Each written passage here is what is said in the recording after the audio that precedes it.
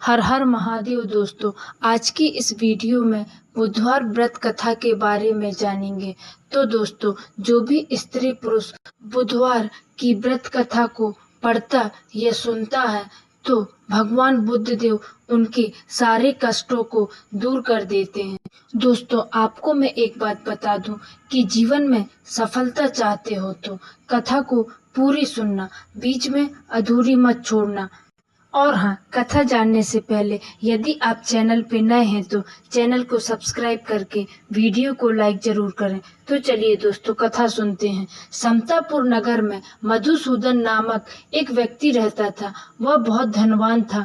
मधुसूदन का विवाह बलरामपुर नगर की सुंदर लड़की संगीता से हुआ था।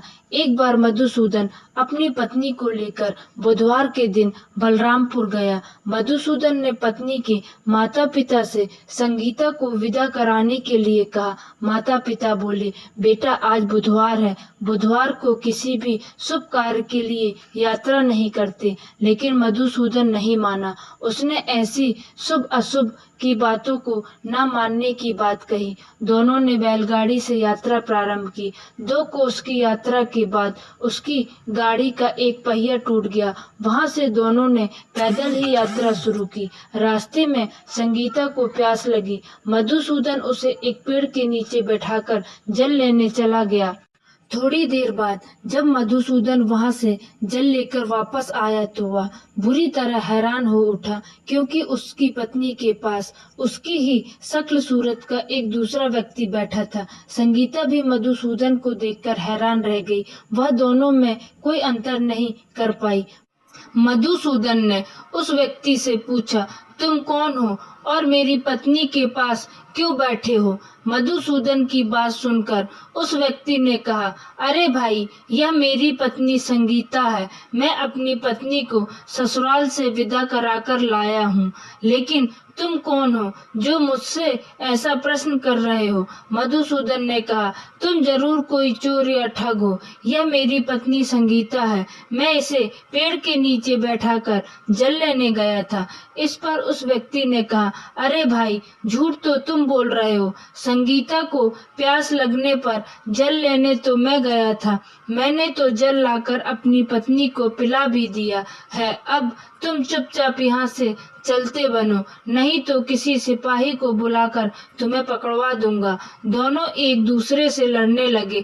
उन्हें लड़ते देख बहुत से लोग वहां एकत्रित हो गए। नगर के कुछ सिपाही भी वहां आ गए। सिपाही उन दोनों को पकड़कर राजा के पास ले गए। सारी कहानी सुनकर राजा भी कोई निर्णय नहीं कर पाया। संगीता भी उन दोनों में से अपने वास्तविक पति को नहीं पहचान पा रही थी।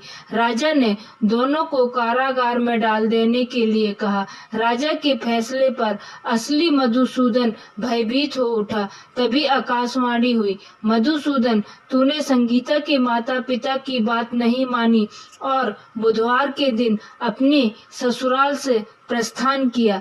यह सब भगवान बुद्ध देव के प्रकोप से हो रहा है। मधुसूदन ने भगवान बुद्ध देव से प्रार्थना की कि हे भगवान बुद्ध देव, मुझे क्षमा कर दीजिए। मुझसे बहुत बड़ी गलती हुई। भविष्य में अब कभी बुधवार के दिन यात्रा नहीं करूंगा और सदैव बुधवार को आपका व्रत किया करूंगा। मधुसूदन की प्रार्थना करने से भगवान बुद्ध देव ने उसे क्षमा कर दिया। तभी दूसरा व्यक्ति राजा के सामने से गायब हो गया। राजा और दूसरे लोग इस चमत्कार को देख हैरान हो गए। भगवान बुद्ध देव की इस अनुकंपा से राजा ने मधुसूदन और उसकी पत्नी को सम्मान पूर्वक विदा किया। कुछ दूर चलने पर रास्ते में उन्हें बैलगाड़ी मिल गई। बैलगाड़ी का टूटा हुआ पहिया भी जुड़ा हुआ था। दोनों उसमें बैठकर समतापुर की ओर चल दिए। मधुसूदन और उसकी पत्नी संगीता दोनों बुधवार को व्रत करते हुए आनंद पूर्वक जीवन यापन करने लगे। इस तरह भगवान बुद्ध देव की कृपा से उनके यहाँ खुशियां बरसने लगी। इस तरह जो स्त्री पुरुष विधिवत बुधवार का व्रत करके व्रत कथा सुनता है, भगवान बुद्ध देव उनके सभी कष्टों को दूर करते हैं। तो दोस्तों, इस वीडियो में बस इतना ही। फिर मिलते हैं नेक्स्ट वीडियो में। तब तक के लिए धन्यवाद।